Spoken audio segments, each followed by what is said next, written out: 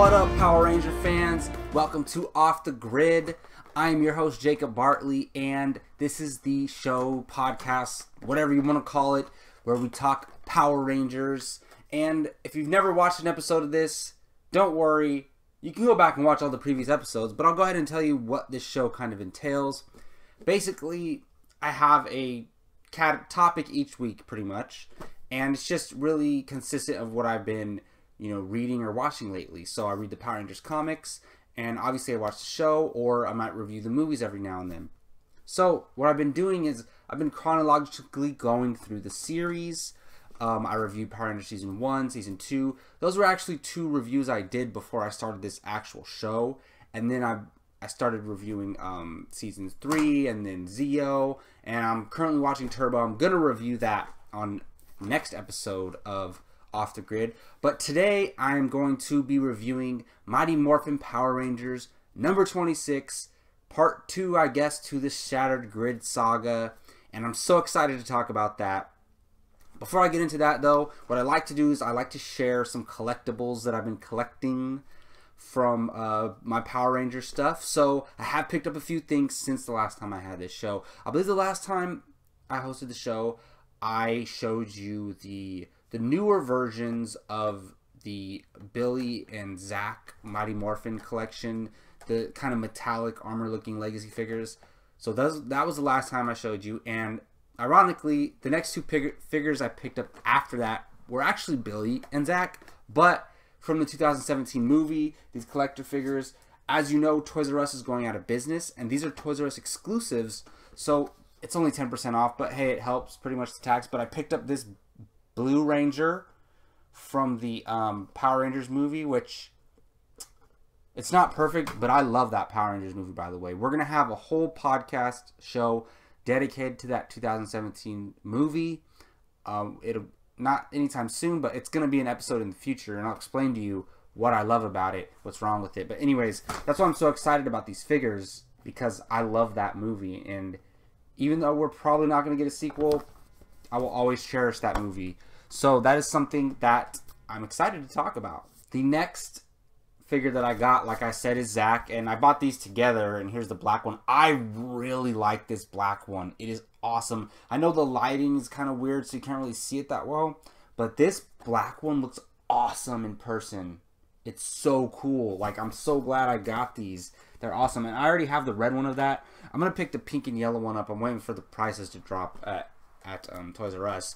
And I also picked up one other one. This one's a little bit funny because I think they came out recently, and I have never seen this version of the Power Rangers. It's the Dino Thunder Black Ranger. I picked this up, and it's pretty awesome. I like the look of it, and I don't open my toys, so I can't really talk about the feel of them. I kind of want to start opening them, but at the same time, I'm like, no, they can't open them, but you can. I'm still deciding. I'm going to end up buying 2 of every one and just opening one of them. That's probably what's going to happen. But it's funny because I've never watched Power Rangers Dino Charge. I've only watched, I can't exactly remember, but I know I watched up to like Power Rangers in Space, Power Rangers Lost Galaxy. I watched up until that area. And I started, as a kid, I grew out of it, but I've always loved Power Rangers. So I got back into it as an adult, and now I'm going to rewatch every single season ever made. And I'm going to review all of them because I feel like I claim to be this huge Power Rangers fan, and I am. And I don't necessarily think that you have to have seen every single season to be a Power Rangers fan. That's not true at all. You can just be a fan of the Mighty Morphin era. You can just be a fan of the current ones. You can just be a fan of the movies. Whatever you want to be a fan of, that's totally fine. But for my personal self, I want to be able to know everything about Power Rangers and talk to multiple generations of fans and talk to anybody about any era of Power Rangers. And I did have a little discussion on the comments with somebody who watched the show last podcast, and still gotta write back, but we were just talking about how I was talking about how the Rangers are the Mighty Morphin Power Rangers are my Rangers, and how like I call the other Rangers side Rangers, and I don't mean that in any disrespect. They're not side Rangers. Every Ranger team is, I'm sure, beloved by somebody in certain generations, but I meant like, to me, they're side Rangers because the Mighty Morphin are the Power Rangers that I know, that I grew up with, that I watched and care about. So to me, the other Rangers are less relevant. But I'm going to watch every single season, like I said, and maybe that'll change. Maybe I'll like another team even more. Who knows? I doubt it, but maybe I'm going to grow a greater appreciation for the other teams. But as of now, like, Mighty Morphin to Zeo, that's what I love. That crew, that cast, those characters, that's what I love, so that's what I'm attached to. But I do love Power Rangers overall, and I love the mythology, so I'm going to just continue to watch it. Anyway, that was too long of an introduction for the show. We're here to talk about Mighty Morphin Power Rangers number 26. First off, how about that cover? That cover is beautiful. I have it right here. Oh, I love this cover. Spoilers, by the way. Spoilers. We're going to get into some spoilers about this comic, obviously. Love this issue. This Shattered Grid is the best thing to happen to Power Rangers in so long. For me, the movie was too, the 2017 movie, and these comics, like, it's not the best time to be a Power Rangers fan, but it's getting great. Like, it's getting great. I'm so excited about this. This makes Power Rangers relevant now, and I'm not saying the new shows aren't relevant, but this gets me excited about Power Rangers now, these comics, because this comic is so good.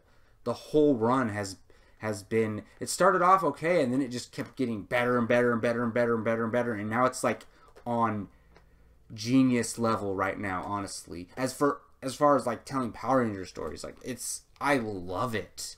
And it's not perfect. I have flaws with certain issues, and I've talked about those. Every issue I read, I talk about what I don't like. But this stuff is gold. What I love about this issue is, after the death of Tommy in Shattered Grid number 25, how are the Rangers going to react to it? That's a question. And one of my pet peeves in storytelling, in movies and television, whatever the case may be, is when a character dies, or when a family member dies, a friend dies, anybody dies, and I feel like the characters don't react realistically, like the people around them. When somebody's friend dies on a TV show, like, it doesn't seem like a realistic reaction. Like, people in real life freak out when somebody passes away. Like, it's devastating. There's loss. It's just crazy, and I don't feel like that's portrayed realistically often in storytelling, in whatever it is, comics, books, TV, movies, whatever. The way the Rangers react to this, I loved it because it was so realistic. You see the looks on their faces when Zordon finally tells them that he passed away. They're in terror. They all have different reactions, but like, they're in terror. And even Jason busts a tear, and he's very strong-willed. Loved their reaction to this. It was amazing, and it just made me appreciate the storytelling so much. Another important thing in this is the I know she showed up in the last issue, but Jen Scott's the Pink Time Force Ranger. I'm liking her so far. I've never watched Power Rangers Time Force. Going to, especially after reading these comics, and I'm excited to watch it because I've introduced to this character in these comics, but I've never watched it. But I'm digging her so far. I like her. She seems like a natural leader. She seems like, I don't think Jason's gonna give up the mantle of leader, because the Jason in these comics is a damn good leader. He is strict, and he's a good, strong-headed leader, and I don't think he might like let her help him lead, but I don't think he's given up his leadership. But she just seems like a natural leader. She shows up right away. She's explaining everything. I love how they explained that the Rangers of that world were on this like continuous time map, whatever it was, and then the Shattered Grid like broke everything up, and now they're all separated in time, and I just love that. I think that's really cool. I mean, the Shattered Grid, so that was really cool how they explained that, and how it just ties into the theme and the title and everything that's going on with this whole event. It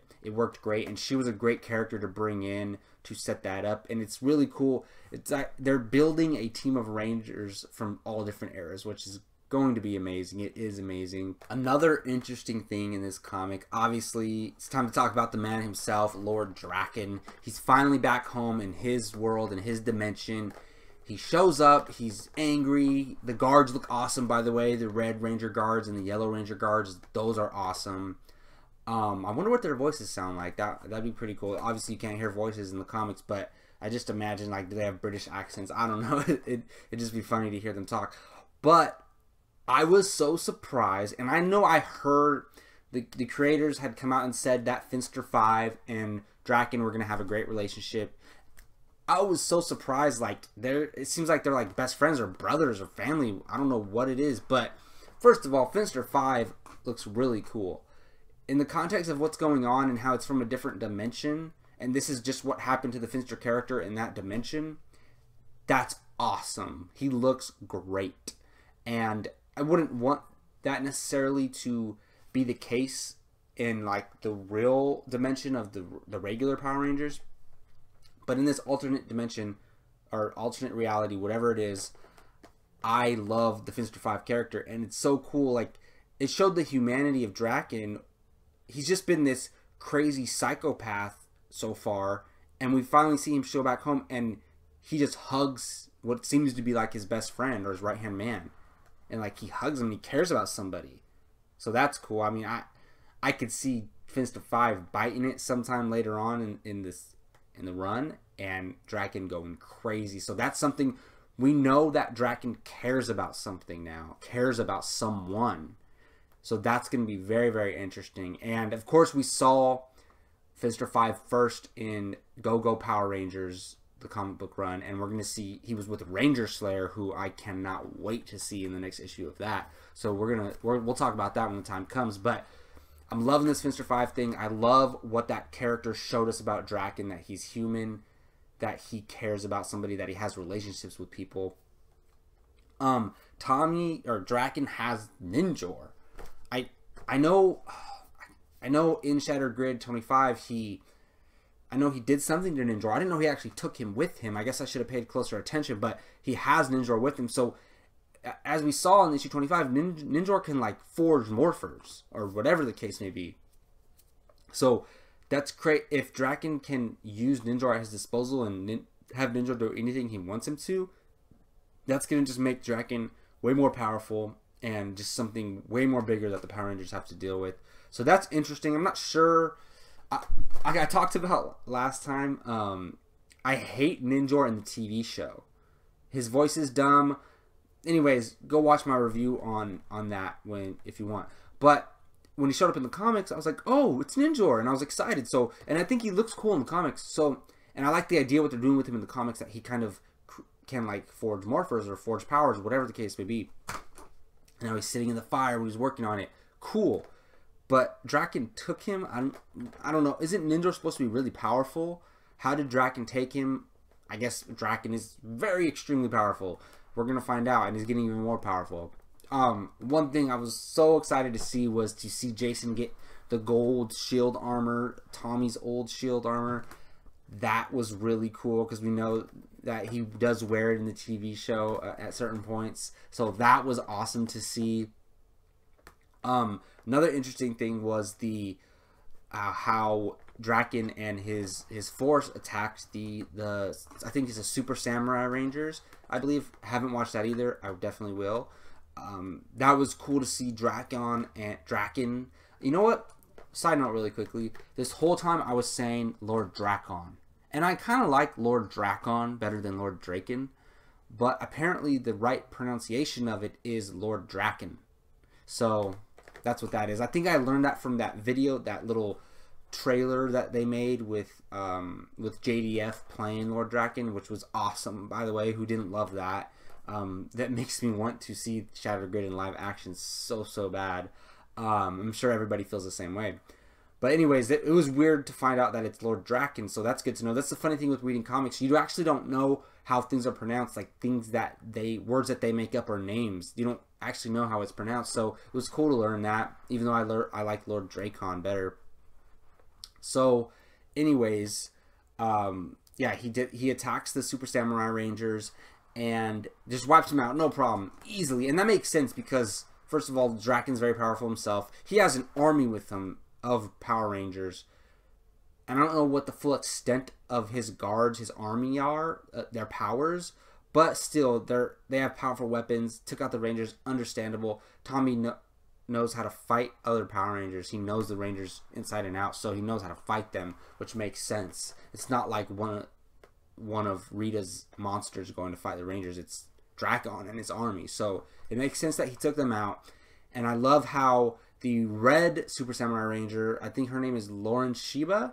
If I'm wrong about that, please let me know in the comment section, because like I said, I never watched Power Rangers Super Samurai, but I think she's Lauren Shiba, and she got kind of knocked to the side during the battle, and the Rangers teleport to her time and kind of save her and get out of there with her. So like I said, they're building a team of Rangers from different eras, which is amazing. I can't wait to see who else they add. I kind of want to see them add, maybe, I don't know, like, I don't know how it would happen, because if you want to go to Power Rangers Zeo or Power Rangers Turbo, like, some of those Rangers are still around, like Tommy's around, other Rangers that they know are still around, but how cool would that be if they go to, Tommy doesn't necessarily have to be there, but if they, and I don't know, so obviously Tommy's dead, so that changed the timeline. So Tommy never becomes the White Ranger, the Red Zeo Ranger, and so on. So I don't know how that would change. If they went to those eras, Tommy wouldn't be around, so I don't know how it would work. But how cool would it for them to go to Power Rangers Zeo era and get Catherine, or, you know, or Tanya, or get Aisha. Oh no, Aisha was Mighty Morphin. She never became a Zeo Ranger.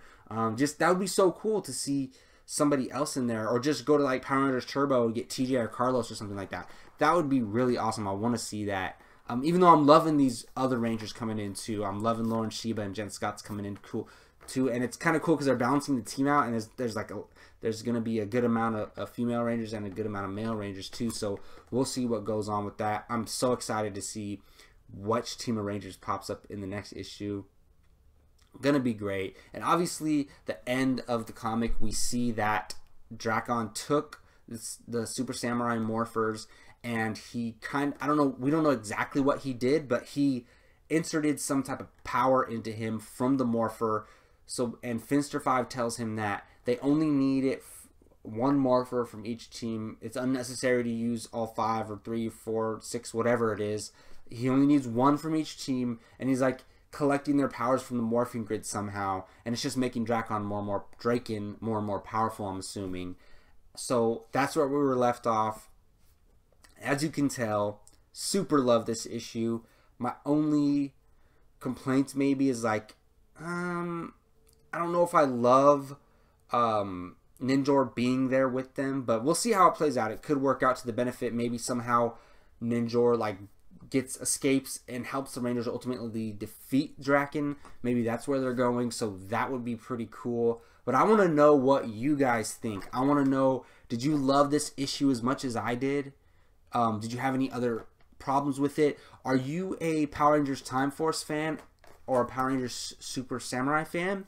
I want to know what you thought of the appearance of these two characters, of the Super Samurai team overall. What do you feel about that? How do you feel about Jen Scotts and Lauren Shiba joining their quest to try to stop Lord Dracon? Are those two characters that you're excited to see? Would you rather it have been somebody else from those teams? Let me know in the comment section. I love to start to get in discussions about Power Ranger stuff, and teach me something. I don't know much about these characters, about these Rangers. Teach me something. Like I said, I'm gonna watch these down the road, but it'd be cool to have a little bit more information going in and finishing out this series. So let's talk about Power Rangers. I love doing it, obviously. All right, well, that's going to wrap up this episode of Off the Grid, a Power Rangers podcast. Thank you all for watching, as always. Again, I am Jacob Bartley. Subscribe to this YouTube channel, Comic Hero Talk. Right now, all I'm doing is Ranger stuff because I'm extremely busy with school and work. But this channel is going to expand. It's going to do big. It's going to grow, and I'm going to start doing reviews of other issues of comics. I'm going to start reviewing maybe some other TV shows and movies and audiobooks. I do Star Wars audiobooks. I'm going to start, I don't know if it's going to be like a show of its own or like a series of videos, probably a series of videos called Star Wars Canon Court. So look out for that if you're a Star Wars fan. I'm a huge Star Wars fan. It's like Power Rangers and Star Wars, everything else. Power Rangers, Star Wars, Marvel, DC, everything else. So that's kind of how my fandom works. But yeah, subscribe if you're into any of that stuff just like I am. And again, thank you for watching Off the Grid. Let me know what you thought of Mighty Morphin Power Rangers number 26. And as always, let the power protect you.